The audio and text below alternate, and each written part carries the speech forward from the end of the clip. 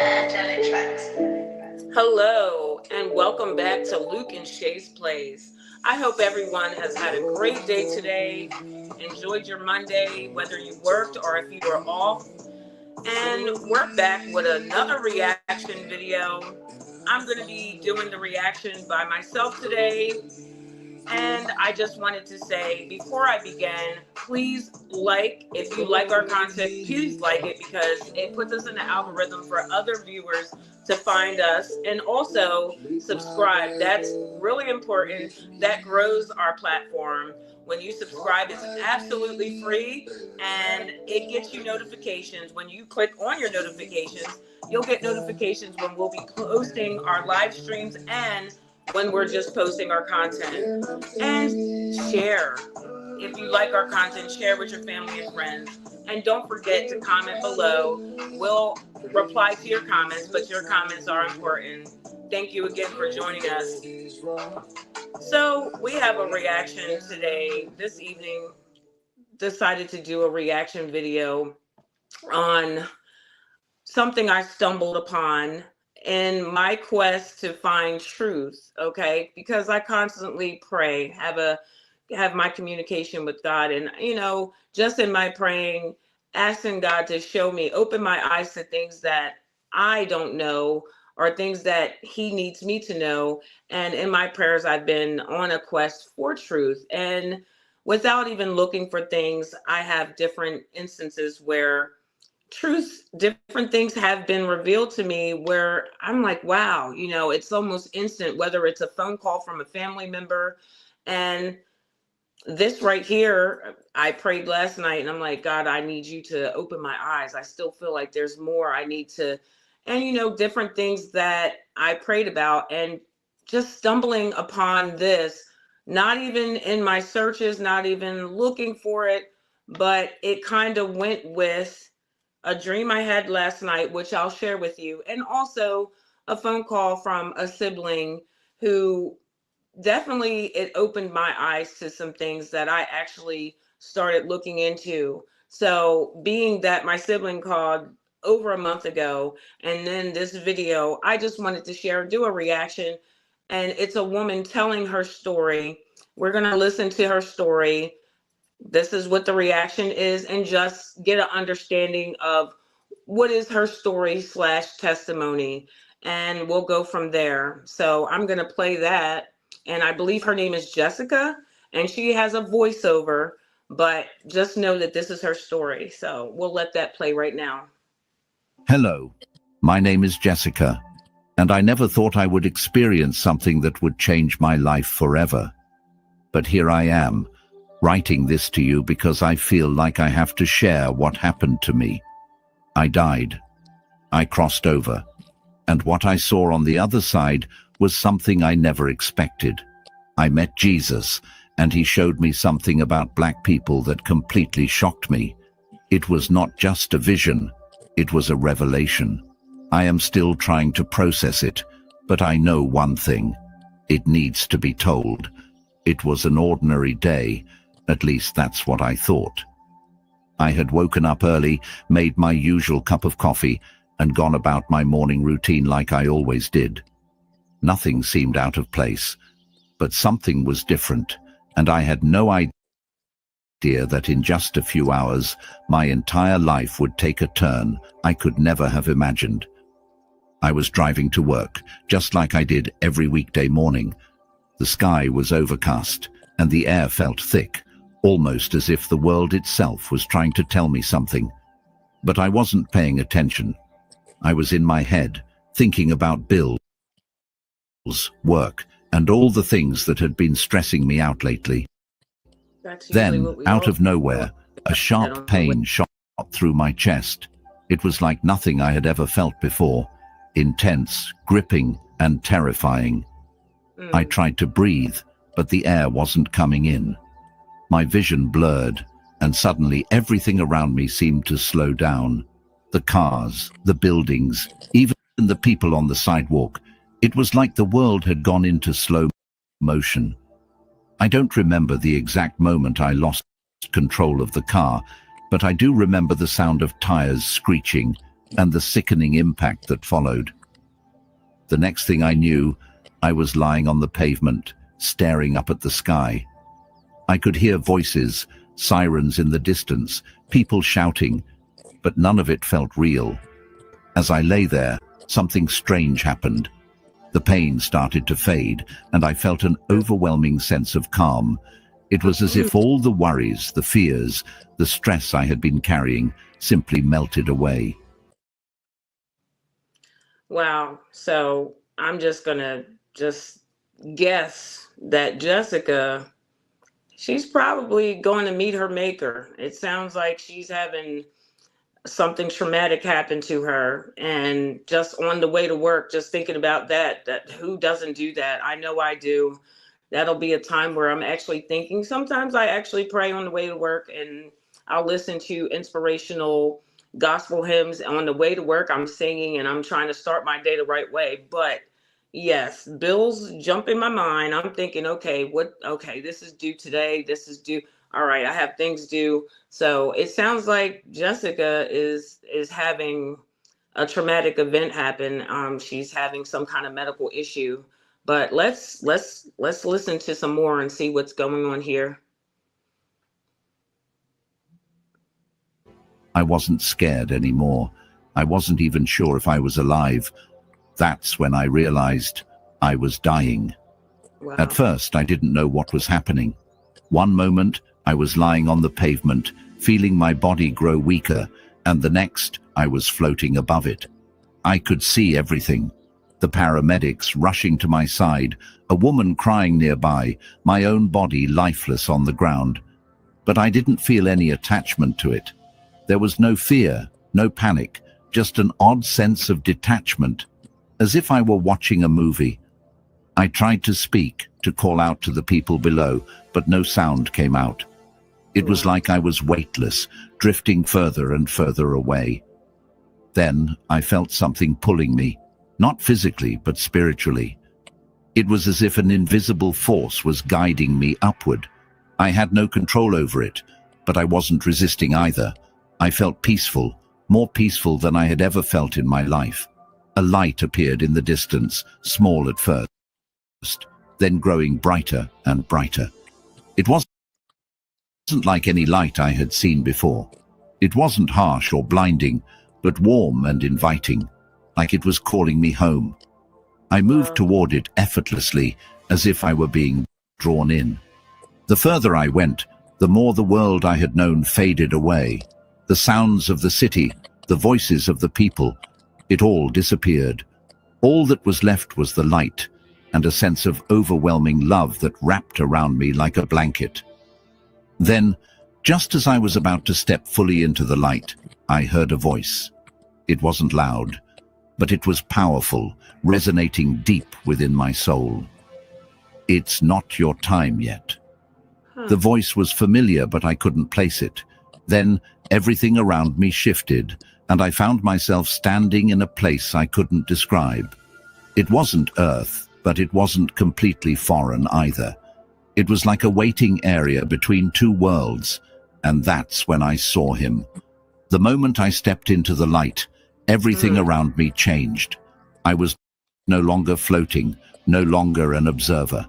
I was there, in a place that felt both familiar and unknown at the same time.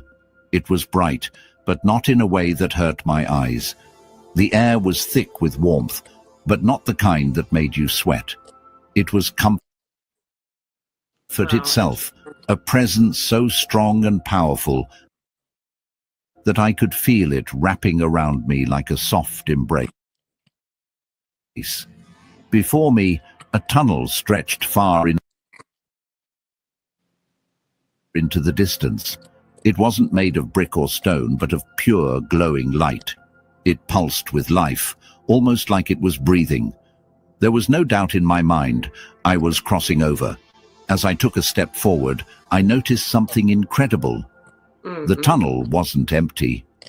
On either side, shadowy figures stood watching me, their forms shimmering like waves of energy. I couldn't see their faces clearly, but I knew they were souls, people who had crossed over before me. Some felt familiar, like I had known them in another life, while others were complete strangers. They weren't speaking, but I could hear them. Not with my ears, but with my spirit. They were welcoming me, comforting me, letting me know I was safe. It was the most beautiful feeling I had ever experienced. Wow. So right there, when I'm hearing her story, and it's not the first time I've heard people say that, where they've had an experience like this, and they say that there's a peace. It's like everything is just calm, and sounds like it was welcoming, like with her. There was no kind of pain and anything like that. And I know we as people can be very skeptic about things like this. And I know I have been in my life, because I'm one of those people. If I can't see it, you know, it's hard to comprehend that it's real. But yet I can believe in God. I can't see him, but the more I have a relationship with him, I can feel him, his presence in different times and different things in life that was shown to me. And again, I'll share some of those experiences with you when we're finished watching this. But just listening to this, wow, it's eye-opening. And again, I used to think people were crazy when they would tell different things. Oh, I've experienced this and this, until I've experienced some things in my life. And now I don't look at the next person like they're crazy, because I'm not them. I don't know what they've experienced, but I do believe in a higher power. I believe in God. And I believe that there's things that some people are, things are revealed to. It might not be me, you, or the next person, but that other person might have had an experience that you might not have ever experienced. So let's listen to more and see what else she says. Continued forward, drawn deeper into the tunnel. With every step, I felt lighter, as if all the burdens I had carried in my earthly life were falling away. Then, at the end of the tunnel, I saw him. Standing there, at the end of the tunnel, was a figure unlike any I had ever seen before. He radiated light, not just around him, but from him. His presence was overwhelming. Love, peace, power, all wrapped into one. I knew without a doubt that I was standing before Jesus. I couldn't move. I couldn't speak. All I could do was feel, and what I felt was beyond words. He looked at me, and in that single gaze, I saw my entire life flash before me. Wow. Every moment, every decision, every mistake, every act of kindness, it was all there, laid bare before him. But there was no judgment in his eyes, only understanding. Then he spoke, and his voice was like thunder and a whisper at the same time. "You are not here by accident, Jessica." I wanted to ask him why I was there, what was happening, but before I could, he raised his hand. And suddenly, everything changed. I was no longer standing in the tunnel. I was somewhere else, a place I had never seen before, but somehow felt deeply connected to. And that's when he showed me the truth about Black people, a truth that would change the way I saw the world forever. I stood there, frozen in awe, as Jesus extended his hand toward me. His eyes held a depth of knowledge I couldn't comprehend, and in that moment, I knew I was about to see something important, something that had been hidden from the world for far too long. Without a word, everything around me shifted. The tunnel disappeared, and I was standing in a vast, open space. It was neither earth nor heaven. It was something in between, a place where divine truths were revealed. Before me, images began to form, like moving paintings made of pure energy. The first thing I saw was Africa, vast, beautiful, and glowing with a golden light. I saw ancient cities, strong civilizations, and people full of wisdom, resilience, and spiritual power. They weren't broken, they weren't weak. They were chosen. Jesus. Did she say she saw Jesus? I'm sorry, but my eyes are tearing up. Wow, like I said, who am I to say that this did not happen to Jessica? And I'm listening. She has my full attention. But what really resonated with what she said was when she gazed into Jesus's eyes, her life flashed before her. Everything she ever done, the good, the bad, any choices that she made flashed right. She's seen it all bare right before her. Everything. The good, the bad, that right there, wow, that hit home when you think about that, because I Jesus know spoke. that when we learn about Jesus and we go to church and we learn these things, but to hear this, it's really, wow, eye-opening. Let's look at more of what she has to say. And his voice resonated deep within my soul. The world has lied about them, he said. They are not what they have been made to believe. They were given gifts, power, and knowledge that many tried to erase. The vision shifted again. I saw chains, ships, people being taken from their homeland. I saw suffering, pain, and generations being told they were less than what they were. And then I saw something even more shocking. I saw spiritual forces working behind the scenes, intentionally suppressing the truth. Jesus turned to me and continued, "The oppression was not just physical, it was spiritual, because if they knew who they truly were, the world would change." My heart pounded. This wasn't just history. This was a spiritual battle that had been going on for centuries. The deception ran deep, and most of the world had no idea.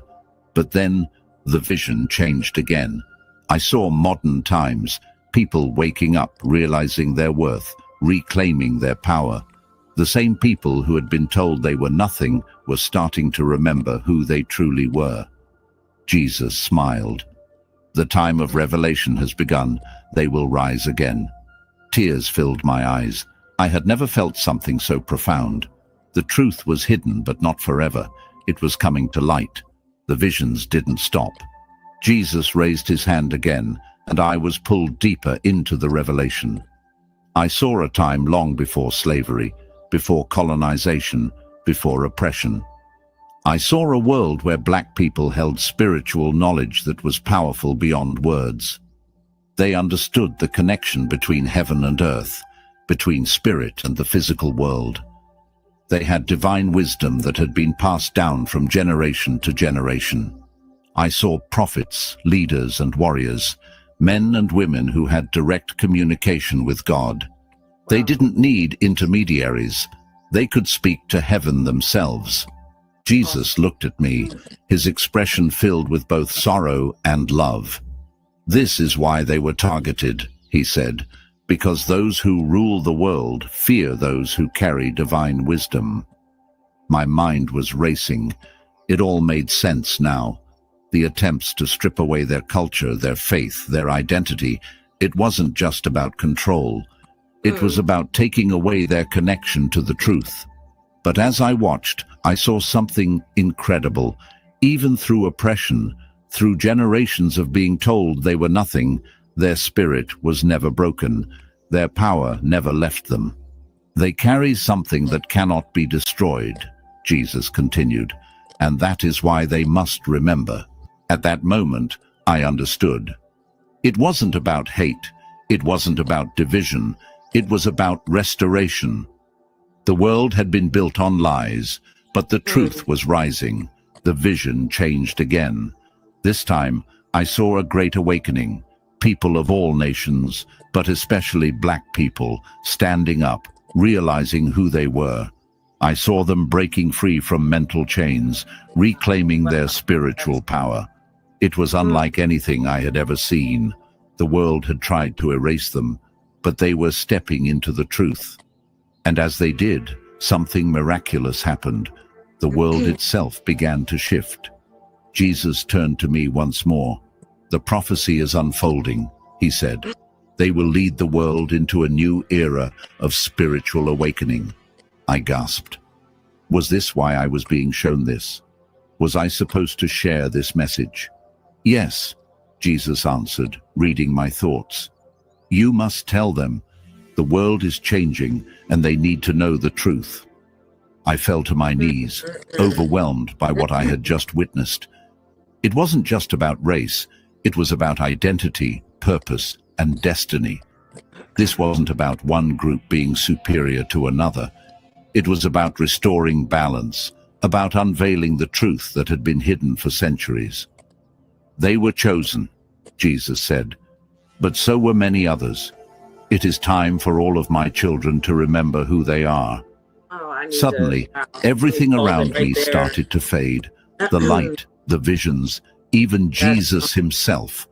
I felt So, yeah, that let me pause it right there because she just said a lot in that and just definitely has my attention with that. It's something that over the years have heard it, and with that being said, I would sit there and listen to people. Okay, some people in my life, and that's not something pastors were preaching in church or anything like that because we are all God loves all, and that's, yeah, and that's not saying that God, like she said, when she stood before Jesus, she felt the love, all in one, just everything. She felt that in her spirit. And with that being said, when she's talking about this and Black people specifically, that's something, again, on a quest for me wanting to know the truth, because yes, I feel like a lot of things that are coming out now,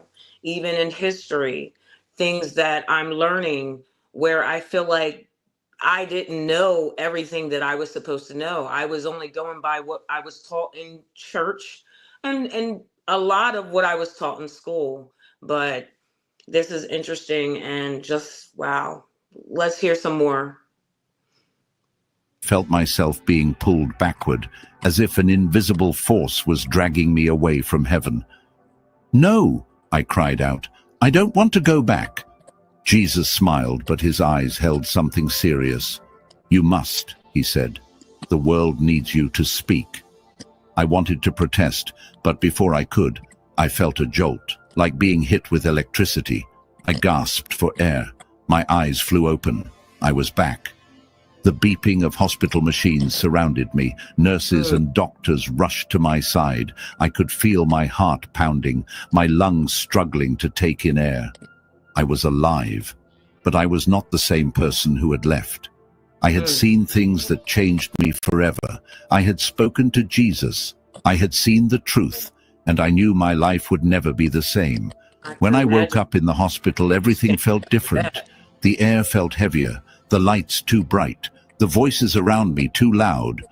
I was alive, but I didn't feel like the same person who had left that day. The doctors and nurses were talking, but their voices sounded distant, like an echo of reality that I could barely grasp. My family was there too, crying, holding my hands, thanking God that I had survived. But I couldn't focus on any of it. My mind was still in that other place, still replaying everything I had seen. I had spoken to Jesus. I had been shown the truth. And now I was back in a world that didn't know. For days, I barely spoke. I could see the worry in my family's eyes, the way they whispered when they thought I wasn't listening. They thought I was in shock, that I was traumatized from the accident. And maybe I was. But not for the reason they thought. I was struggling with something much bigger than myself. How could I tell people what I had seen? Who would believe me? I tried to push it away, to convince myself that it had just been a dream, a hallucination brought on by my near-death experience. But I knew better. It wasn't a dream. It was real. And the longer I stayed silent, the heavier it became. The weight of what I knew, of what I had been shown, pressed down on me like a force I couldn't escape. One night, unable to sleep, I found myself staring out the window, watching the city lights flicker in the distance. And that's when I heard the voice again, soft but undeniable. Speak. I turned sharply, but no one was there. Yet deep in my soul, I knew what it meant. I couldn't keep this to myself. I had to tell people, but where would I even begin? The first revelation, the message begins to unfold. Hmm. The first time I tried to talk about my experience, I was met with skepticism. Yeah, I I had can gathered my closest friends and that. family, determined to share what I had seen, what Jesus had shown me about black people and their hidden spiritual power. But the moment I started speaking, I could see the doubt in their eyes. "You were in an accident, Jessica," my sister said gently. "Maybe your mind was just—" "No," I interrupted. "It wasn't a dream. It wasn't my imagination. It was real." I went on, telling them everything: the tunnel, meeting Jesus, the revelation about black people and their divine connection. I spoke with passion, with conviction, hoping that something in my words would reach them. But when I finished, there was only silence. Then my best friend cleared her They thought throat she was and gave crazy. me a forced That's what that smile. was. I "Well, told you I that's think people were crazy who interesting," talk like this. she said hesitantly. "I mean, maybe it's symbolic, you know. Maybe your mind was just processing everything that's happening in the world." I felt my heart sink. They didn't believe me, not really. I tried again with others, church members, acquaintances, even strangers online. But time and time again, I was met with the same reactions. Some dismissed it as a hallucination. Others told me to keep it to myself. And some even got angry, saying I was trying to push an agenda. It was frustrating, painful. I had been given this message for a reason, yet no one wanted to hear it.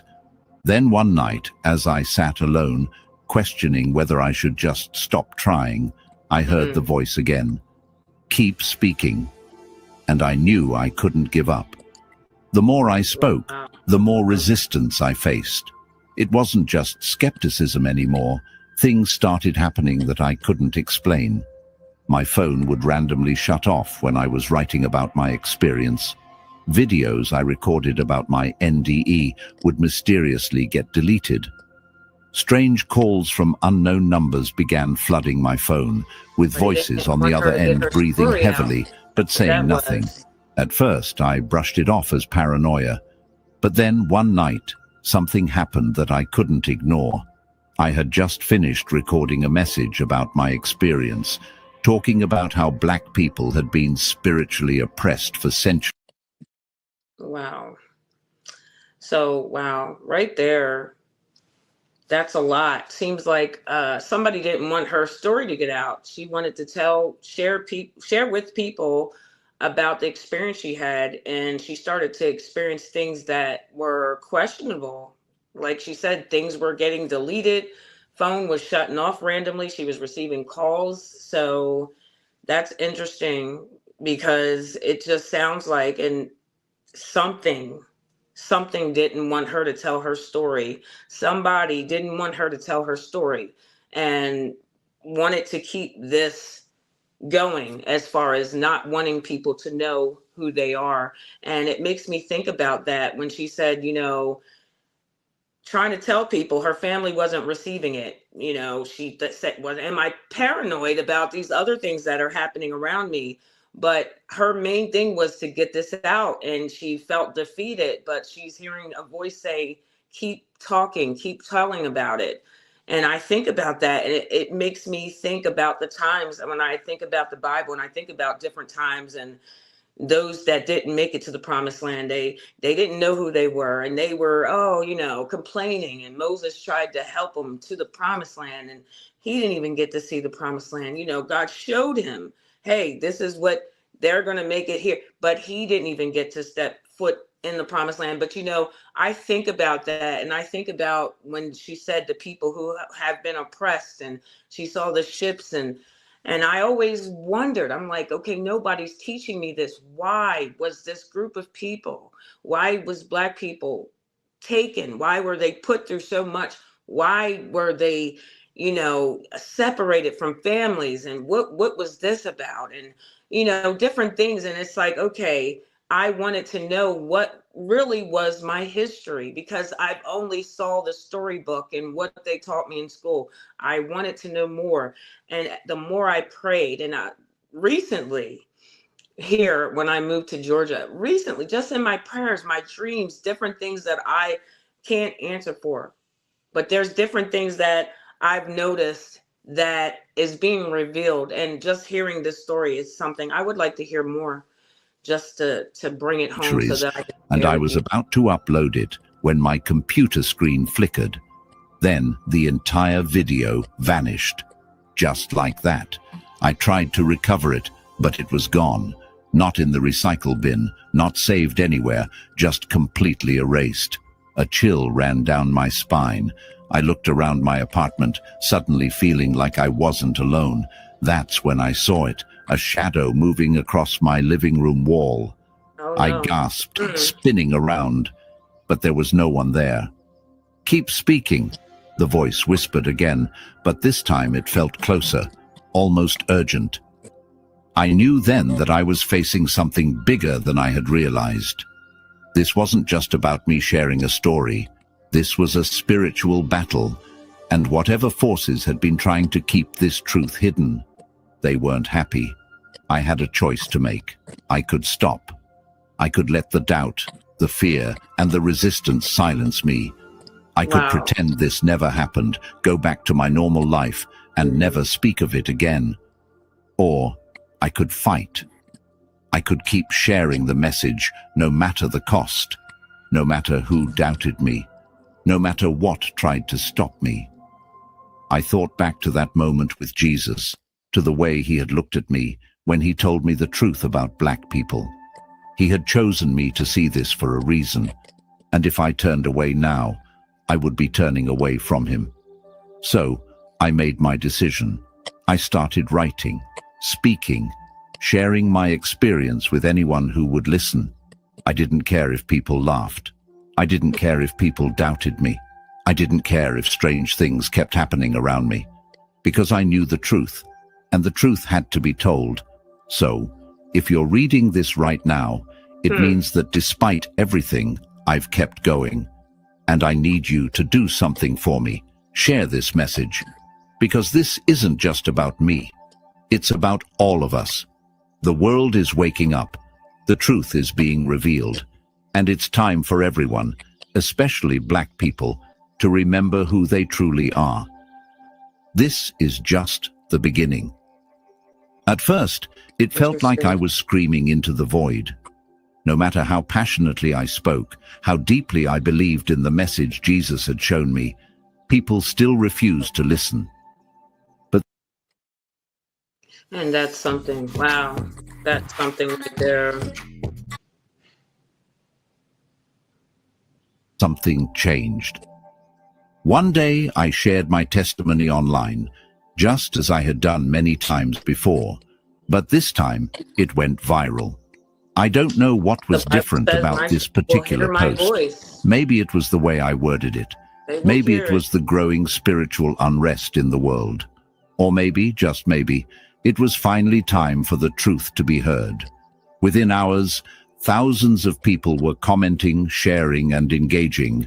Some people dismissed it, of course. Some called me crazy, a liar, or worse. But for every skeptic, there were 10 others who felt something stir deep inside them. I don't know why, but your words resonate with me. I've always felt there was something missing in what we were taught. Tell me more. Same thing. These here. were the messages I received. Messages from people who were starting to wake up. And that's when I realized this wasn't about convincing the whole world at once. It was about planting seeds. Not everyone would believe immediately. Some would never believe at all. But those who were ready, they were listening. The revelation Jesus had shown me was no longer just my burden to carry. Others were feeling it, seeing it, recognizing the truth. And as more people started speaking out, something incredible happened. Connections began forming.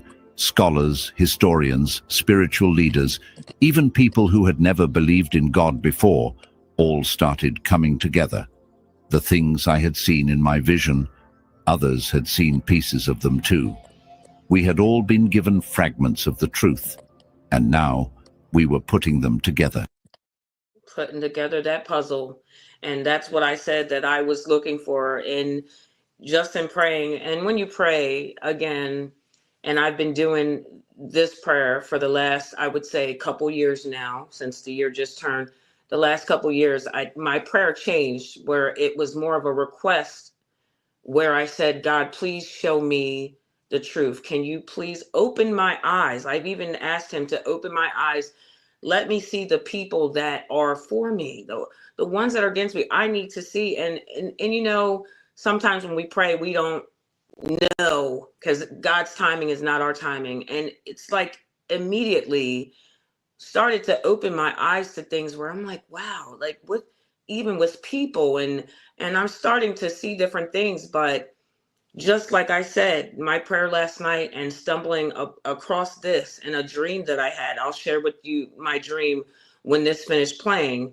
I'll share with you different things that I experienced in my life, which is why I no longer look at people like they're crazy. To each his own. We all have we get skeptic about different things, but with my experiences, I can no longer ignore and say that people make up these things to go viral or whatever the case might be. But I want to hear more what Jessica has to say. The more the message spread, the stronger the pushback became. It wasn't just people doubting me anymore. Something darker was fighting against me, against us. I started receiving threats, not just from random online trolls, but from people who seemed to know things about me, things they had no way of knowing. My emails were hacked, my videos were taken down, my posts would disappear without warning. One night, I received an anonymous message. Stop speaking. This is bigger than you understand. Chills ran down my spine. I had read about spiritual warfare before, but now I was living it. The same way Black people had been spiritually oppressed for centuries, forces were now working overtime to silence the truth. It wasn't just history. It wasn't just injustice. This was a battle for souls, and it was happening right now. The forces that had enslaved, erased, and manipulated Black people's history weren't human. They were spiritual. And now that the truth was coming out, they were fighting back harder than ever. One night, I woke up to my apartment filled with the thickest darkness I had ever felt. It wasn't just the absence of light. It was something else. A presence. A force. Then I saw it. A shadow standing at the foot of my bed. It didn't move. It didn't speak. But I could feel its intentions. It wanted me to stop. I wanted to scream, to run, but I couldn't move. I was paralyzed with fear. And then I remembered Jesus. I forced my lips to move and whispered the only thing I could. In the name of Jesus, leave.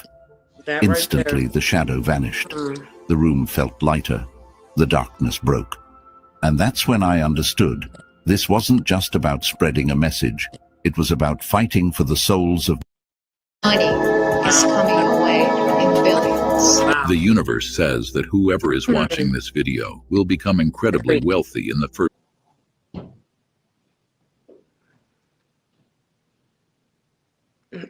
of millions. After everything I had experienced, meeting Jesus, seeing the truth about Black people, and facing spiritual attacks, I thought I had seen it all. But I was wrong. One night, as I was deep in prayer, seeking guidance, something happened. I wasn't asleep, but I wasn't fully awake either. It was as if my spirit had been pulled into another realm, a place where time didn't exist. And in this place, I was shown the future. I saw a great awakening, but I also saw a great war, not just a war between nations, but a spiritual war. The forces that had enslaved minds and spirits for centuries weren't going to give up easily. They were preparing to fight, and their weapons weren't bullets or bombs. They were lies, deception, and control. I saw people waking up to their power, Right there. stepping into their divine identity, and breaking free from generations of manipulation. I saw black people, once broken and silenced, rising with an authority that shook the earth. They were reclaiming their knowledge, their spiritual gifts, and their connection to God. But I also saw the enemy striking back. Media, governments, and even some religious leaders would do everything in their power to keep the truth from spreading. So right They there, would create let me stop you distractions, right there. That's stir up interesting. division, and use fear to keep people in spiritual chains. That's interesting. Then, so right there, when she said that, okay, the enemy per se wasn't people, but said the media, government, different things. That is interesting when you think about that. I think of that being a distraction. The distractions around us when we pick up our phones and we're looking at the different things with politics and all that, and all these distractions that we have that will keep us from knowing any truths, honestly, with anybody, because the media will put certain things out for us to see. I get calls, I get people that message me like, hey, did you see this? I do fact checks on different things because a lot of that stuff is fear tactics and things like that, but they're distractions, different distractions to keep you from the truth. And being that that's been my prayer to know truth. Wow, this is interesting to hear. Let me play more.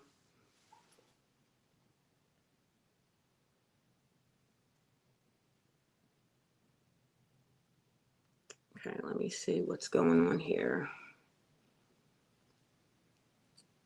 The sound going.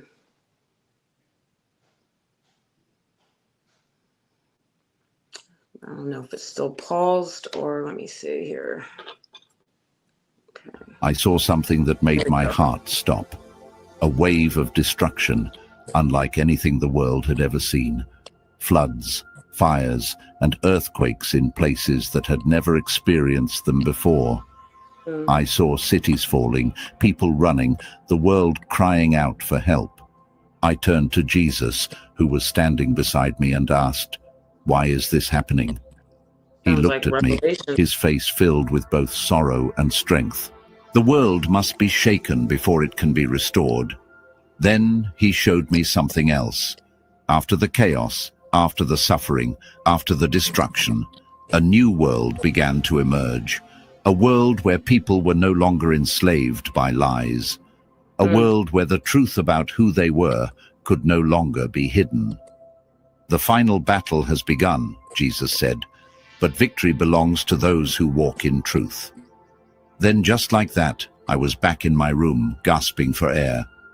My body was trembling and my heart was racing. I had seen what was coming, and now I had no choice but to prepare. After that vision, I couldn't sit still. The weight of what I had seen was too much to ignore. The world was heading toward a spiritual war, and most people had no idea. They were still caught up in distractions, arguing about politics, chasing money, living in fear, while the real battle was happening in the unseen. I started speaking louder. I told people what I had seen, what Jesus had shown me. Some listened, many didn't. I realized something heartbreaking. Some people don't want to wake up. They are too comfortable in the lies, too afraid of what the truth will cost them. But whether they believe it or not, the time is coming. The awakening is happening, and every person will have to make a choice. Will you fight for the truth, or will you remain in the dark? Jesus warned me that not everyone will survive what's coming. Some will be consumed by fear. Some will give in to the lies. But those who stand in faith, those who embrace their divine power, they will rise like warriors. I don't know why Jesus chose me to deliver this message, but I know I can't stop now. The forces trying to silence me are growing stronger, but so is my faith. If you're reading this, know this isn't a coincidence. You were meant to hear this. You were meant to wake up. And now the choice is in your hands. I don't know look at how many script. more times I will be able to speak out before something tries to stop me again. But before I go, I need you to understand this. This isn't just my story. This is yours. The truth is coming to the surface, whether the world is ready or not. The spiritual battle is already happening, and you have a role to play. Maybe you've felt it. The feeling that something in the world is off, that you were Something's made for off. something more. That's because you were. You are part of this awakening, but awakening isn't easy. It requires courage. It requires faith. It requires you to step out of fear and into your divine power. Jesus didn't show me these things so I could keep them to myself. He showed me so I could tell you. And now I am asking you, will you accept the truth? Or will you turn away and pretend you never saw this? The world will try to distract you. The enemy will try to make you doubt. But deep down, your soul already knows the truth. This is your moment. Step into your power. Wake up. And when you do, help others wake up too. Because once the veil is lifted, there's no going back. The time is now. Choose wisely. That was really interesting. Yeah. So, like I said, I stumbled upon that. I prayed. I always pray every night, but that was very interesting. So, again, Jessica, whoever she is, I don't know who she is. She wanted to share her story. I stumbled upon it. I'll now tell you about the dream I had last night, which I didn't realize what my dream meant last night because, again, after praying, and I continue to ask God to open my eyes to truths because I felt like there's a void, something's missing. Even in church, I can learn about God. I can do things in church and being raised in a church home with my father being a pastor. But there was always something because the world is showing me this, church is saying this, but that there just felt like something was off, even learning about my history. And then now at my age, learning more things that wasn't taught to me in school. And I'm like, well, this was important. Why didn't I learn this? So trying to, like she said in her video, trying to put the puzzle together. So very interesting what she talked about. So about my dream, didn't really know. And I don't interpret dreams. I don't have the gift of that. So I know, but today I kind of was able to interpret a dream. And that was just me having a phone conversation with Luke and sharing with him different things. And the conversation we had, and I'm like, Luke, I accidentally stumbled upon this video. And I'm like, I don't know if it was an accident because the prayer that I had last night, and again, I continue to pray. And every time God shows me something more and more. A month ago, prayed the same prayer, open my eyes to, and I'm looking for a church home here, just moving here. And I got a call from a sibling and said, I know you're looking for a church home, but let me tell you about this. And opened my eyes to some things where I'm like, wait a minute, let me look into this because, wow, I was able to resonate with that, what was told to me. And now this being a connection to it, because as I prayed, and let me just share with you my dream, because in my dream, I didn't realize, why. In my dream, I was in my childhood town. Okay. I grew up in a town called Mizpah, right, in New Jersey. And I'm near my childhood house. And I remember my parents, their church was right around the corner. And in my dream, my parents, they would always serve food if we had something at the church. So I remember going to help my plate and somebody was taking too long in line. And I just wanted to make my plate. I'm like, okay, I'm hungry. I'm going to make my plate.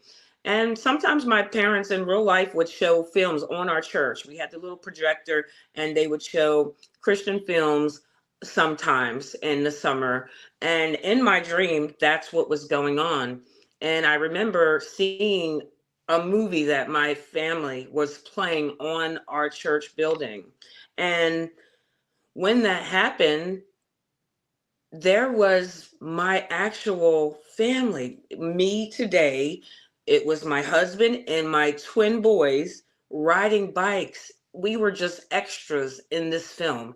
And I look over at them, I'm like, did we even know when we went bike riding that day? We didn't even know that we were being recorded in this movie. I'm like, why are we even? So I just was shocked, like, oh, there we are riding our bikes, but the movie was still playing. We were extras. It's kind of like when you watch a movie and you have the people that are the main actors and actresses, you know, they're in the movie, but then you see people walking through the city and they're just extras. So that's how my family and I were in the video. I'm like, there we are riding a bike near my parents, my childhood home. And I didn't understand what that was. Well, today, in talking to Luke, and I'm sharing just, you know, conversation with him, and I said, Luke, the only thing about this video and the things that I'm now, my eyes are being open to different things. I couldn't understand, I couldn't receive things over the years because when people talked about the chosen people, I always said, well, it doesn't make sense to me because being raised in, you know, God is love. I'm like, he's great. He made all these people. He would never make extra people. I can't understand. Okay, what's chosen people? What are the chosen people? What are you guys talking about? Because God wouldn't make extras, you know, we don't need extra people walking around. He has his chosen people. And as I'm telling him this, I said the word extras. I'm like, why would God make extras? That's where I couldn't grasp the concept of there being chosen people and just people not wanting to call them extras. But as I was saying that to Luke, I said, Luke, I know what my dream meant last night. And then I told him the dream that I just told you, where my family was playing a movie on our church building. And in the movie, you see people on bike that happened to be myself, my children, and my husband on bikes. We were just extras in the film. And I said, wow, there's extras. There are chosen. They're chosen people. My dream is telling me you were an extra in that movie. There are. God didn't make a mistake. He knows his chosen people. He has his chosen people. And I said, wow, that dream is telling me, because it really had nothing to do with anything I thought about before bed, but just seeing us as extras in that movie. And I said, Luke, there's people. God created everyone, yes, but there's people that he actually handpicked out to be his chosen people. There's chosen people. And I said, there's going to be what we can call, and I don't want to say there's extras, but yes, I said, that's what my dream was telling me. And it all tied into today because me just trying to find material and thinking about what we can do for today. And one of the first videos that popped up was this one about Jessica telling her story. And I said, everything, when you pray, you don't know how God is going to send you the message and how he's going to send you things. But it really is eye-opening. And I appreciate hearing Jessica's story. But also I wanted to share a couple things why I don't throw out people their concept or the things that they've experienced. I no longer have that mindset to dismiss people when they want to tell their story, because I actually have stories and I have things that people might not have ever experienced in their life. But I have things in my life that I have experienced that I must say, sometimes when I do share it, people might look at me with their eyebrow raised. But I just want to say, listen, this is coming from a person who never had a desire to do drugs or anything like that. And as far as I know, definitely not crazy. So I'll start off with the story when I was 5 and what made me know that God is real. And it wasn't because my parents were sending me to Sunday school and I was learning about Jesus as a little girl. But when I was 5 years old, I remember I was the first one home every day because I had half day school. I was in kindergarten, and me playing outside, my mom would let me play outside while my siblings were still in school. So I would play outside. She would have snack time for me. I'd go play, and then I would take a nap because, again, I was 5, the youngest in the house. Well, we had a basketball court, cement, and my mom, she would sweep it sometime, and then I would ride because my siblings were at home. I would ride. I believe my brother had a Darth Vader. If anybody knows Darth Vader, he had a big wheel. Okay, and a big wheel is like a tricycle. It had the big wheels and the big wheel in the front. And so I remember riding his big wheel around our cement. And I was a curious little girl, and I learned about Jesus, and I said, you know, I looked up into the sky. Nobody was outside but me. My parents owned a store. We had a section in our house that was a store. So I'm sure my mom would come, she would look out the window to make sure I was outside good. But then they would deal with customers in the front of our house because we had a general store. We sold everything in our store. It was like a mini little convenience store. So she checked on me. I was outside by myself. I looked up in the sky and I said, God, if you're real, and one thing I did not like as a kid, I was scared of. We lived in a town where it was a bunch of trees and stuff. And so as a little girl, I've seen stick bugs. If anybody doesn't know what a stick bug is, it looks like a twig, looks like a stick, but it has legs and it crawls. It looks like an actual stick, like you could pick up, and it looks like something that fell off a tree. I thought it was weird. I'm like, why does this thing even exist? As a little girl, I was scared. It wasn't something that I would see all the time, randomly, a year, maybe a couple of years ago. I didn't see it all the time, but I remembered that's what it was called. And I said, God, if you're real, make a stick bug come out on the basketball court. If you're real. As a little girl, no, I didn't know. You weren't supposed to question God, nothing. I was curious. I wanted to know. Everybody's telling me about God. Is he real? Well, I continued to ride my big wheel, my brother's big wheel around the cement. And I'm riding, just enjoying. It was a sunny day. And I know my mom had swept off the cement and everything, but I looked, there was something big in the middle of the cement. Now, I didn't see it there before as I rode around in circles on the cement. So I rode closer to it because I wanted to see what it was. I got close to it. And right in the middle of my family's basketball court on the cement was the biggest stick bug I've ever seen. And it was just crawling. I looked up, I screamed, I ran, and I just said, you are real, you are real. I ran in the house. My mom was like, are you ready for your nap? I said, yes, I was ready for my nap. So as a little girl, that happened. And I've shared that. I've shared it with my children. That's something that was the first thing that I said, okay, what is the chances of that? There was never a question where I could say, okay, it's just by chance a stick bug just came out. No, I asked the question and he showed me. He showed me that as a little girl. I don't know, but that's what happened. And I have another time when I think about people and they have these outer body experiences or they have the near-death experiences and things like that. Like I said, very skeptical about different things. But as I've gotten older and things that I've experienced in my life, I know when I hear stories, you have that side, this side, and then you have the middle, the truth. You have the truth. And when I've experienced things, I can no longer, like I said, I can't look at Jessica who just told her story and say, hey, that didn't happen to you.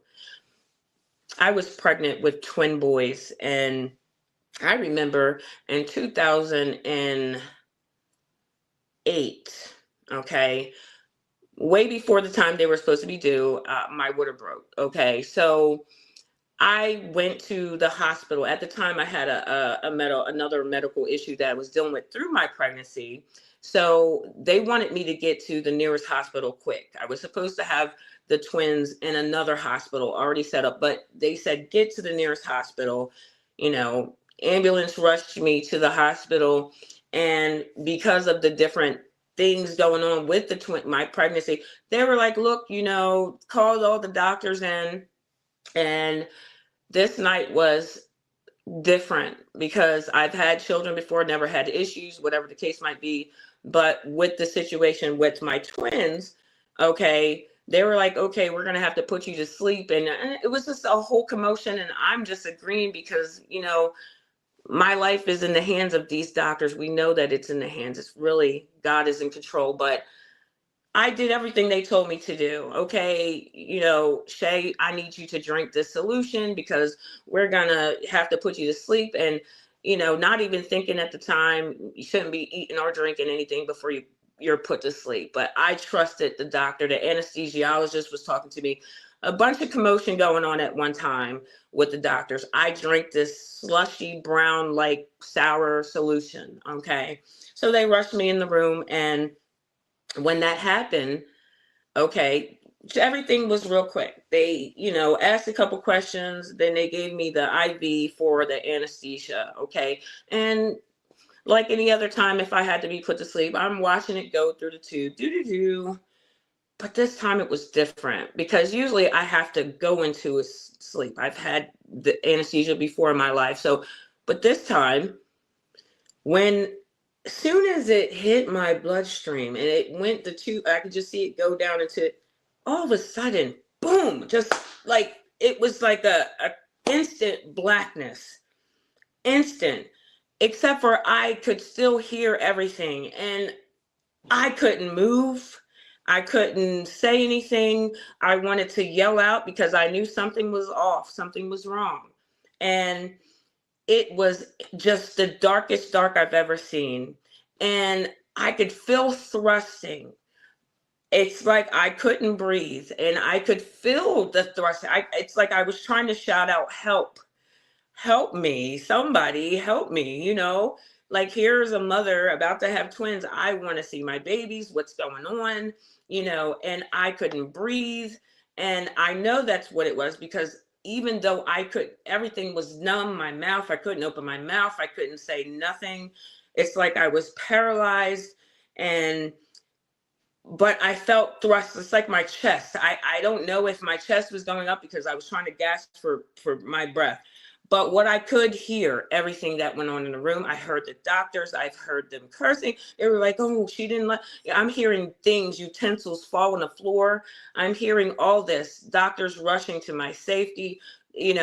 I'm hearing the main doctor say, okay, we have to deliver these babies. We have to. So I know that they were working on getting those babies. And in the midst of hearing all this, I heard the one sound that no one ever wants to hear in an emergency room, but I heard the machine flatline. I just heard boo, just a silent, my heartbeat just flatline. I heard the machine. Everybody's familiar with that sound. We watched plenty of movies. There was no denying the sound that I heard. I heard just death. I heard just a silent, just no more. It was just boo, just a straight line. Just that's what I heard in my mind. And I continued to pray because with me hearing everything in the darkest dark, my eyes were already closed. I couldn't open them, but I just kept saying, dear God, you brought me through this. Okay, this pregnancy, I was a high risk pregnancy with my twins. I actually went blind with my twins and I had to have surgery with that whole thing. But, and with that being high risk, that's why they wanted to put me to sleep and deliver these babies. But I said, God, you brought me through this pregnancy this far. Please, just before you take me, let me see the baby's face. Just let me look at my babies and then please take me afterwards. And I just kept praying. That was the only thing I knew at this time. I was going to meet my maker. I knew that was the end. I heard the flat line and I just kept praying because I could still hear everything. And I had enough sense to pray, God, just let me see the babies. I want to see the twins. Please, you brought me this far through this pregnancy. Let me see the twins. And with that being said, I just kept repeating it. And like I said, it was the darkest dark. I didn't see any light. It wasn't the dark. Like if you close your eyes right now, it wasn't, it was the dark. You can't even imagine the darkness it was. And with that being said, I don't know, but by the grace of God, I woke up just like Jessica just shared in her story. I woke up and my children's father was at my right side and his sister was there. And it's like they were speaking more. Just, I didn't care what they were saying. Oh, I saw the babies. Oh, one looks, and I didn't care. I was here, and I was here. However that was, I was here. And the nurse came in the room with my chart, and she's, oh, you're awake like normal. And all I could say to the nurse, and I said, excuse me, ma'am, what happened in that room? She was like, oh, nothing. Oh, everything's good. Nothing in your chart. I said, no, I died. I heard myself. I heard everything that went on in that room. I said, I heard the flat line. I heard, and her eyes got real big. She's like, no, I don't see anything in your chart. I don't see. But I said, ma'am, I know, I heard it. And my children's father and his sister sitting there looking at me like, because like I said, I didn't say anything to them. I was like, okay, I'm here. This is a miracle, you know. And with that being said, she said, no, I don't see nothing in your chart. Maybe you're a little anxious, whatever, but I knew what happened because I heard everything that happened in that room. I heard what the doctors were saying, the nurses. There were so many people in that room scurrying. I didn't care. I didn't want to think about suing anybody. All I cared about is God brought me here. He kept me here. In that prayer, he allowed me to see my twins, not just for a split second or for a day. I now have gotten to see my twins for 17 years since the time that happened. And it was scary. Okay. It was scary. But those doctors, those nurses in that room, I didn't care about any of that because when I tell this story, people are like, oh, wow, that's a lawsuit.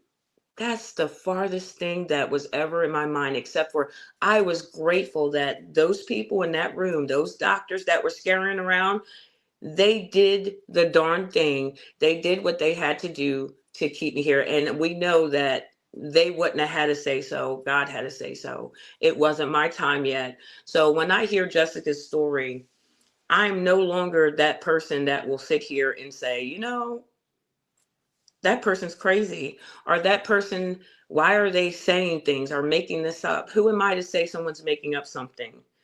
I've experienced things that people would never imagine. Okay. That's one of them.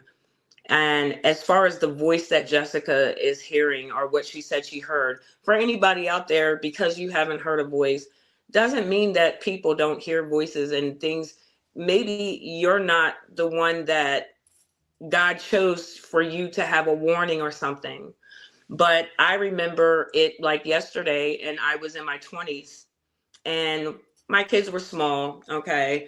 And I had a little, what I call my me time. I would just go stand outside. And, as far as that's concerned, because honestly, yes, I had a cigarette smoking habit, and that was my little me time. I'd go outside and have my little cigarette, my kids be inside with my children's father at that time.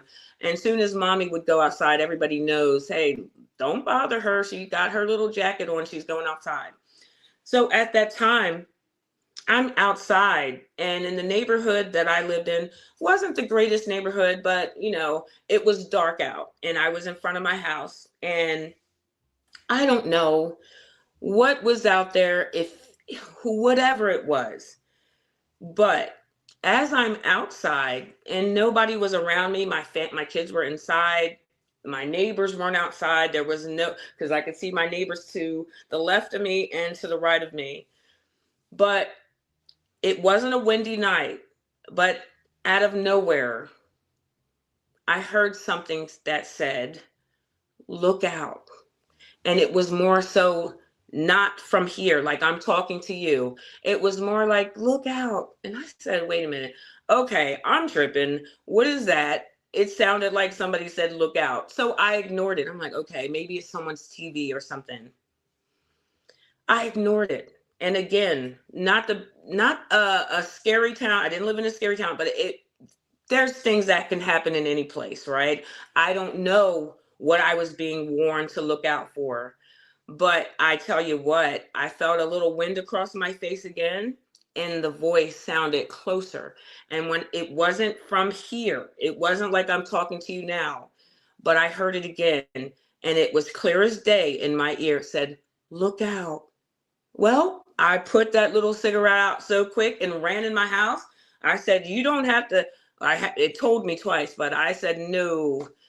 That was something that I also experienced. Okay. So when she talked about hearing, keep telling the story, she heard a voice that says that. We do not know when people tell stories and what they experience. Just because it hasn't happened to you or just because you haven't seen it doesn't mean it's not real and it doesn't exist. So just me, Shay, telling you a few stories, and I have more, but those are the three stories that I'll share with you. Actually, and I shared with you my dream last night, that I'll share that sometimes things will happen to people that might not happen to you. So just listening to her, I'm grateful that she shared that story, even though she was getting phone calls and she had things happening with her electronics that something didn't want her to tell her story. Something didn't want her to get her story out.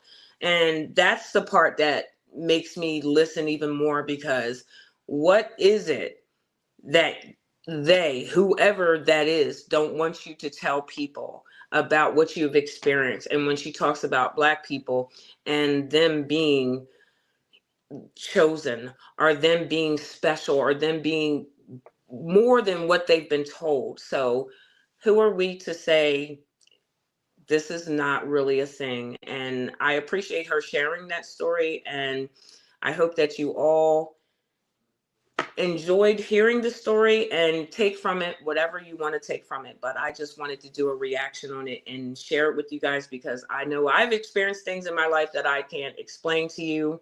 Lastly, I see I'm a little over an hour. And I will share one more, because sometimes people will say, "Oh, your loved ones, when they pass away," like I said, I didn't completely die. Like, they brought me back, but I could hear. So when you do have loved ones in the hospital, and just because their eyes closed don't mean they can't hear you. Okay. Just because their eyes is closed don't mean they can't hear you. Still talk to them and say things to them, because your brain is still working for whatever amount of time. Just because the heart might stop doesn't mean that your brain can't hear. I experienced that, where my heart did stop, but I could hear everything in the room, in the hospital room. The last story I want to share real quick with you, my father passed away in 2018. And I don't know if any of my other siblings, because when I talk to them, they don't share any stories of after when he did pass away. So with my father passing away, very sad time for me. I was actually almost bedridden. I had a work injury. So my back, I had a work injury. So at that time, when I found out he passed away, it just, oh my goodness, it hit hard, because before my father even went into the hospital, my family and I were on our way to visit him and my mother at their house to, visit. But my mom called and said, "Hey, you guys turn around, your father had to go to the hospital." I was going to see him, and I believe that he remembered that, I was coming. Hey, I'm coming to visit you guys, whatever the case might be. But when my father passed away, okay, I actually procrastinated when I got to his funeral. I knew there was a certain time that only his family was going, my siblings and I were going to view open casket. I didn't want to remember my father like that. I went a little later. Okay. At the time I was using a walker to get around. I wanted to see the pictures in there. I didn't want to see my father like that. So I probably was the only sibling that was late. Purposely dragged my feet that morning. And after the funeral, I would say a week after my father's funeral, I dreamed. I always dream, and I don't remember my dreams, but this particular dream wasn't a dream to me, because I still can remember what happened in my dream like it was yesterday. And I always heard stories here and there in life, people saying, "Oh, I had a visit and I had this," and I just chucked it off like, okay, this person, wow, gotta make sure I stay away from this person. They're crazy, because that's what I would think. Well, this dream, I was taking my twin boys to their grandmother's house. Okay. She would watch them. So in my dream, it was realistic. I'm dropping them off and she and I are talking. It was this white house I've never seen before, and it had a ramp on it. And she's leaning over it, and I'm telling her, oh, the boys that she's saying, oh, and I'm telling her, oh, they got snacks in their bag and this, that, and other. Me and her conversating like normal in my dream. But right behind her, my father. Now, in his older age, he got small and everything. But in this dream, my father, he was the size he was when I was home as a teenager. He had on an outfit that I remember him wearing growing up. And I was just drawn looking at him. And I didn't know why she couldn't see him. She turned around. She's like, Shay, what are you looking at? And I was trying to tell her, but I couldn't tell her my father's right there, because I'm like, well, if you don't see him, only I could see him in the dream. And so I'm looking at my father. Now, one thing my family always did growing up was sign language. Now, me being the youngest out of all my siblings, I didn't learn it like they did. I knew some words in sign language, but not a lot. And my father, he couldn't talk to me in my dream, but he was doing signs to me, sign language. And I was trying to make out what he was saying. Now, every dream that I have in my life, I know what people are saying. This dream, I couldn't understand what my father was saying because he was using sign language. And I could only see some things. I knew he said he loved me in sign language. And what I did know is he pointed up to heaven. My father was a pastor. I grew up with my father being a pastor. I only could make out, I love you. And he pointed up to heaven and smiled. That gave me, I don't know. All I know is I woke up. I don't know what else he said, okay, because I don't remember the exact signs. And again, sometimes at the dinner table in real life growing up, my father or my mother would say, okay, well, we're going to talk to each other about each other. Let's do sign language at the table. I didn't really learn it as I was young. Don't judge me. I was young, so it was kind of like not my priority. I just wanted to play with my doll babies and be a kid. But that was important because I would have known what my father said to me in my dream. But that wasn't a dream to me. When I woke up, I cried like a baby. And I remember my daughter coming into my room. She's like, Mom, what's going on? Are you okay? Because again, I was injured. She was making sure I was good. And I told her, and she said, Mom, that doesn't sound like that was a dream. She said, I think that was a visit. So again, I still remember it like it was yesterday. But what gave me comfort is when he pointed up to heaven and smiled. And I said, wow, Dad, that's great. But no longer will I look at the next person and say that they're crazy or they're making things up. I've experienced things in my life, and I'm glad that I was able to share them with you. Thank you, Jessica, whoever you are. I'm doing what your wishes were to share, and I'm sharing your story. Thank you so much for sharing it with us. And I'm glad that I was able to share it with you guys and do a reaction to it. Have a great time. Again, please like, share, and subscribe. And until next time, thank you for joining.